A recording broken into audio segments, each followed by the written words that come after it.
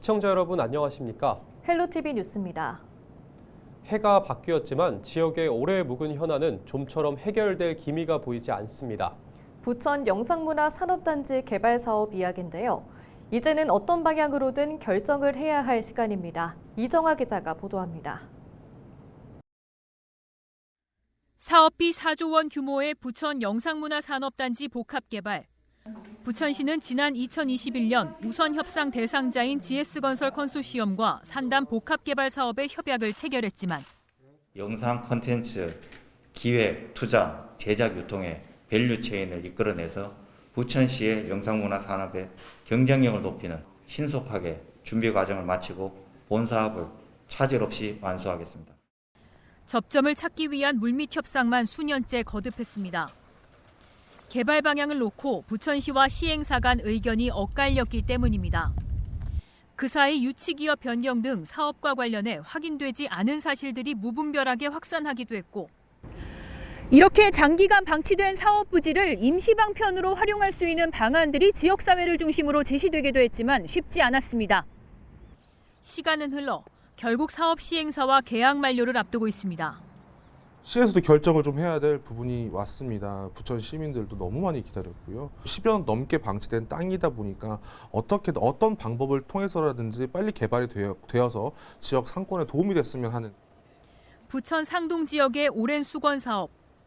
일대 주민 300여 명은 빠른 사업 추진을 요구하는 비대위까지 꾸렸습니다. 부천시는 사업에 대한 향방을 조만간 결정해 발표하겠다며 주민 달래기에 나선 상황. 다만 과거 사업 추진 초창기와 달리 부동산 시장과 콘텐츠 산업 전망이 불투명해지면서 고민이 깊습니다.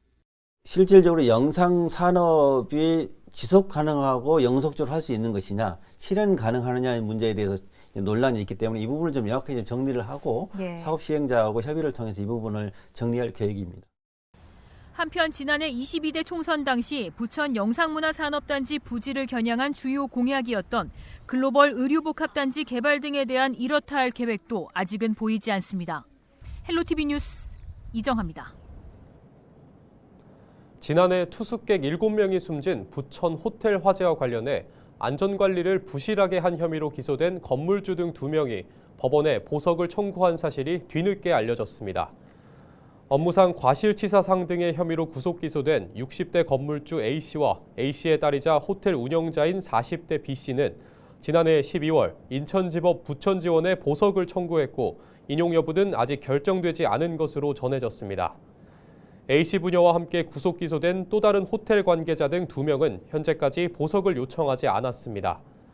지난해 11월 기소된 A씨 등 4명의 1심 구속기간은 오는 5월까지로 아직 3개월이 남았으며 법원은 검찰과 피해자 측 의견서를 검토한 후 보석 여부를 결정할 예정입니다. 김포시가 농촌 빈집 정비 사업을 시행합니다. 농촌 빈집 정비 사업은 농촌 지역에 방치된 빈집을 자진 철거할 경우 보조금을 지원해주는 사업으로 시는 신청서 접수 후 건축위원회 심의를 거쳐 총 5개 동 철거를 지원할 예정입니다. 김포시는 올해 지원 금액을 2배로 늘려 철거 비용의 90% 범위 내에서 최대 400만 원까지 보조금을 지원할 방침입니다.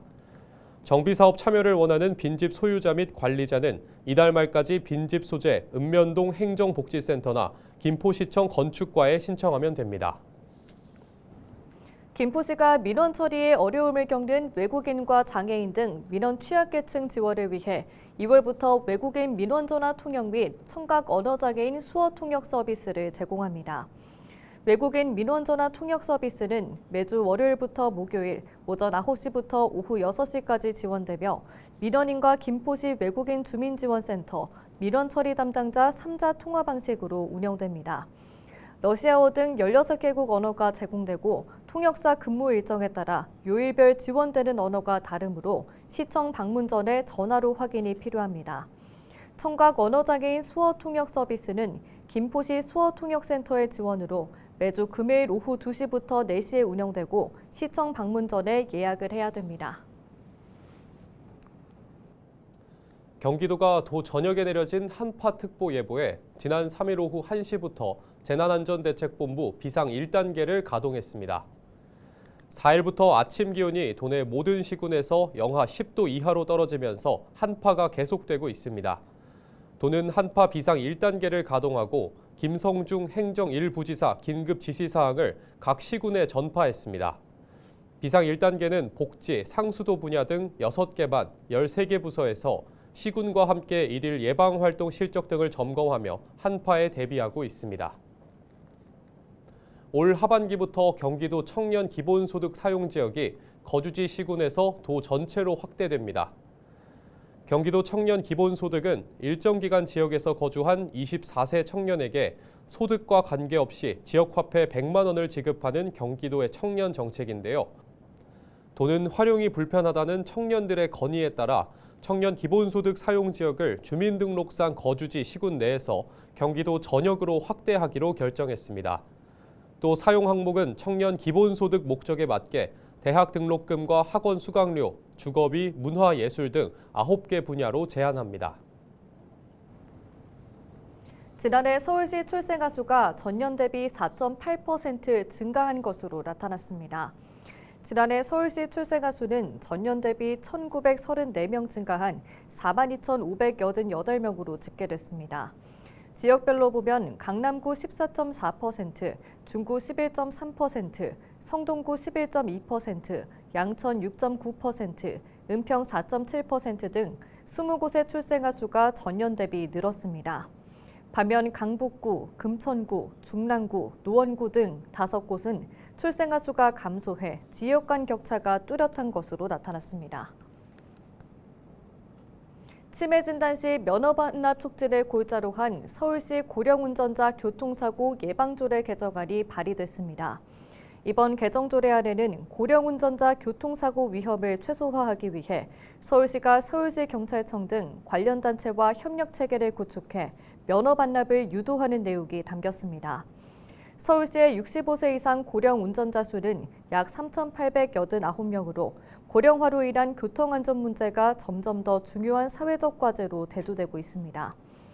2021년부터 2023년까지 서울에서 고령 운전자 관련 교통사고로 숨진 사람은 138명입니다. 조례안을 발의한 윤영희 서울시 의원은 현 고령 운전자 운전면허 자진 반납 제도는 효과가 제한적이어서 반납을 촉진할 체계적인 관리가 필요하다며 조례 개정 취지를 밝혔습니다. 서울시가 취약계층 가구에 난방비 10만 원을 지원합니다.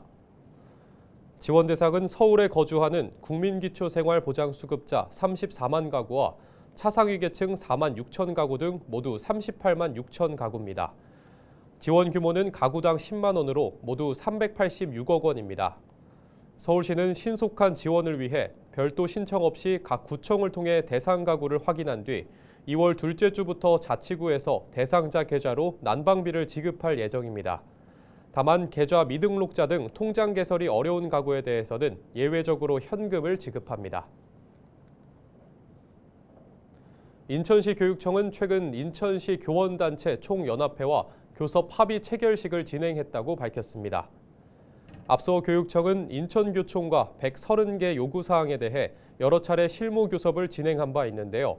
최종 127개 항목에 대해 합의했습니다.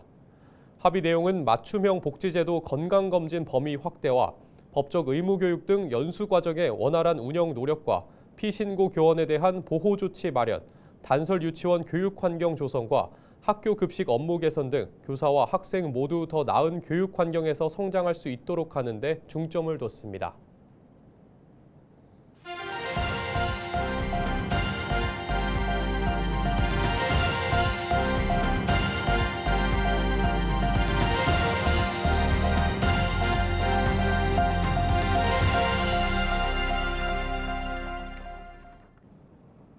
지난해 인천항의 컨테이너 물동량이 역대 최대치를 기록했습니다. 인천항만공사는 지난해 인천항의 컨테이너 물동량이 2023년 대비 2.8% 증가한 355만 8,455 TEU로 집계됐다고 밝혔습니다. 이는 역대 최대 기록인 2023년 346만 1,362 TEU보다 약 10만 TEU 증가한 수치입니다. 1TEU는 20피트 분량 컨테이너 한 대분입니다. 특히 지난해 12월에는 컨테이너 물동량 32만 1,531TAU를 처리해 역대 월 최대 처리 실적도 경신했습니다. 지난해 수입은 177만 2,061TAU, 수출 173만 7,129TAU로 2023년 대비 각각 2%, 3.7%씩 증가했습니다. 올해 설 연휴 인천공항 이용객 수가 역대 최다 기록을 경신했습니다. 인천공항 자료를 보면 지난달 24일부터 이달 2일까지 설 연휴 기간 인천공항을 이용한 승객은 모두 218만 9,778명입니다.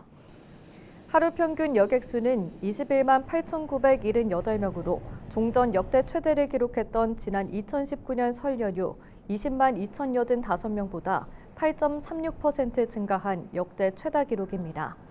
항공기 운항 편수는 1,898편으로 출발 5,447편, 도착 5,451편이 운행됐습니다. 인천공항을 통한 국제선 지역별 이동 여객 실적은 동남아시아가 69만 7,891명으로 가장 많았고 일본 55만 9,697명, 중국 29만 1,621명, 동북아시아 22만 409명, 미주 16만 2,993명, 유럽 11만 4,991명, 대양주 8만 4,832명, 중동 3만 2,216명, 기타 11,819명으로 집계됐습니다.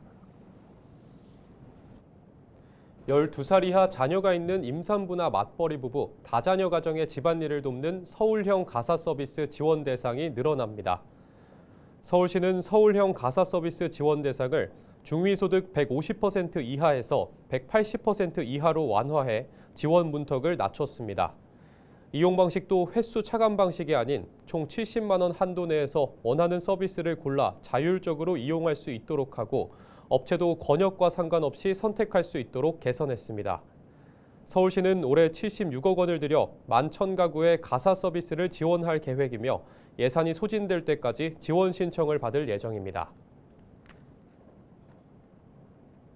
쇼핑이나 주유로 쌓은 포인트와 신용카드에 쌓인 마일리지도 서울 페이 플러스 포인트로 사용할 수 있게 됩니다.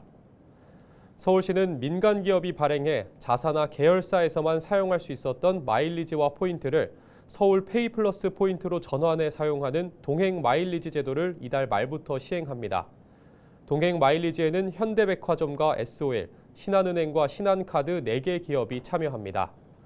소비자는 해당 기업들에서 쌓은 포인트를 서울 페이 플러스 앱 내 동행 마일리지로 통합해 소상공인 가맹점에서 결제 수단으로 사용할 수 있습니다.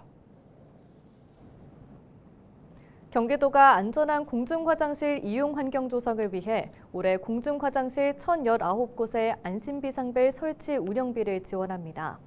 도는 2021년 438개를 시작으로 안심비상벨을 점차 확대해 올해 도비 1억 7,100만 원을 투입하고 1,019개 설치를 지원합니다. 또 공중화장실 안심비상벨 설치 지원과 함께 비상벨 등 안전관리 시설이 정상 운영하는지 확인하기 위해 수시로 점검을 할 계획입니다. 경기도 공공배달의 배달특급은 입춘을 맞아 6일까지 한아름 봄 소비자 할인 이벤트를 진행한다고 밝혔습니다. 이번 할인 이벤트는 연천군과 포천시, 과천시, 의정부시, 이천시, 동두천시까지 10개 지역 배달특급 회원을 대상으로 진행됩니다. 해당 지역 소비자들은 2만 원 이상 주문 시 사용할 수 있는 4,000원 할인 쿠폰을 내려받아 결제 단계에서 사용할 수 있습니다. 기간 내 회원당 1회 배달특급 상단 배너에서 쿠폰팩을 내려받아 사용 가능합니다. 경기도가 경기도의료원 의정부 병원장에 이인영 전 서울시 강북구 보건소장을 임명했습니다. 김성중 경기도 행정 1부시장은 이인영 신임 의정부 병원장에게 지역의 중심 공공의료기관으로 자리매김할 수 있도록 최선을 다해달라고 당부했는데요. 도는 이번 의정부 병원장을 마지막으로 경기도 의료원 6개 병원장 인선을 모두 마무리했습니다. 이상으로 뉴스를 마칩니다. 시청해주신 여러분 고맙습니다.